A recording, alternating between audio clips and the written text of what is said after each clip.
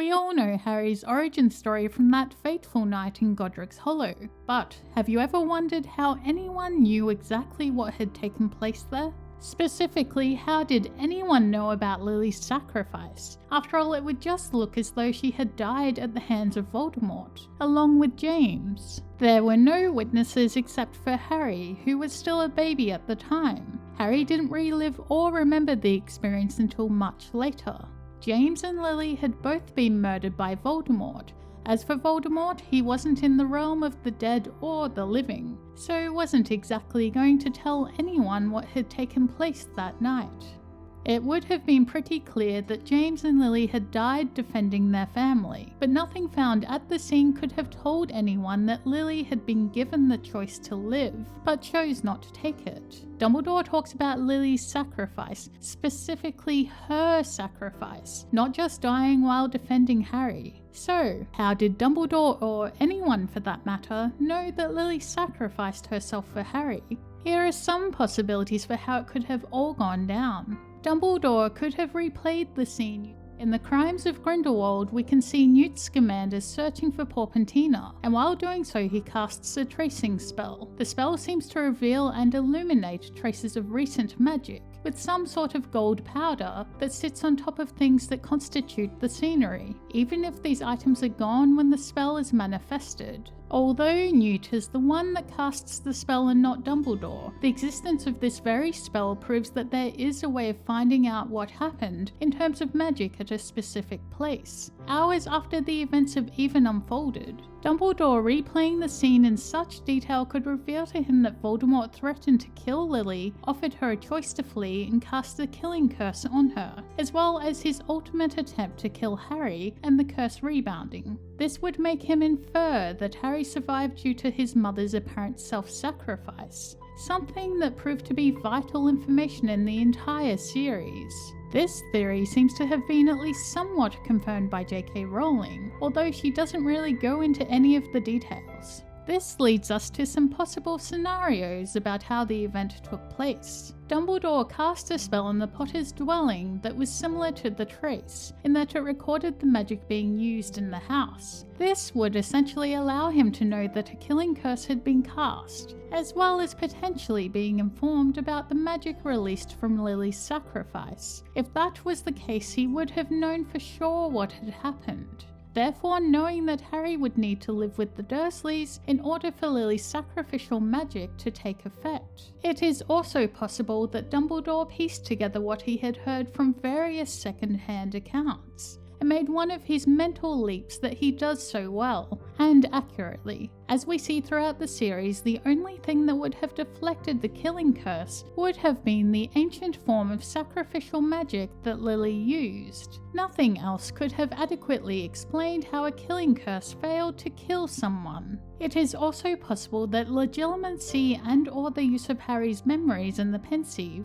could have been used. I discarded this theory on two grounds. One, it's inconsistent with the sequence of events. If Hagrid and Dumbledore's reports are accurate, then the first time Dumbledore sees Harry after the attack is when Hagrid brings him to Little Whinging. This means there's no opportunity for Dumbledore to inspect his memories, and thus no reason for him to bring them to the Dursleys.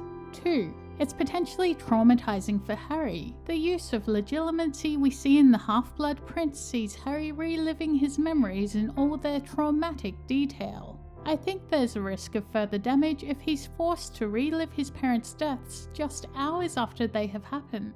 I don't think Dumbledore would want to risk it. Harry could see and hear what was happening, even if he couldn't understand it. The only problem would be if the memories hadn't yet been fully formed, which is always possible. So Dumbledore could have watched the entire thing from Harry's point of view, and learned exactly what had happened on that fateful night. One could argue that a baby's vision and memory are not fully developed, but the magic of the pensieve might be able to overcome that. Final conclusion. Dumbledore was a highly intelligent wizard. Over and over again, we've seen how, with little information, Dumbledore is able to intuitively leap to a correct conclusion. That said, he had a lot of information to work with on that night. He knew that the Potters had died, According to J.K. Rowling, Dumbledore essentially had the Potters' house bugged, so he knew specifically that Voldemort had attacked their house. Not to mention he also had a heads up from Severus Snape that Voldemort was planning on killing the Potters, with Snape begging Dumbledore to protect them, or at the very least, Lily. He knew Harry was alive, so something deflected Voldemort's killing curse, potentially rebounding onto Voldemort. He knew that Voldemort was vulnerable to old, ancient, love-based magic. He knew that Lily and James would do anything for Harry, including sacrifice themselves. If you add all of these things up, knowing Dumbledore himself was aware of and studied old, ancient, love-based magic would lead us to conclude that unless there are multiple old spells, it was the only known form of sacrificial protective magic that had spared Harry, which prompts Dumbledore to immediately write a letter and set Hagrid to bring Harry to the Dursleys, which would complete the spell. The spell monitoring the Potter's house was similar magic used as the Trace, which would have further proved and made absolute in his mind what form of protective magic Lily's sacrifice granted Harry. It's also important to note that the Trace would not have been activated for Harry at this point, as the Trace only comes into effect once witches and wizards are of school age. Dumbledore knew Voldemort didn't have the capacity to love. He also knew that there was no counter curse for the killing curse. He knew of the protection spell, and he knew Harry's mother died with him. On top of everything else, Dumbledore was a very accomplished wizard who was well aware of old types of magic.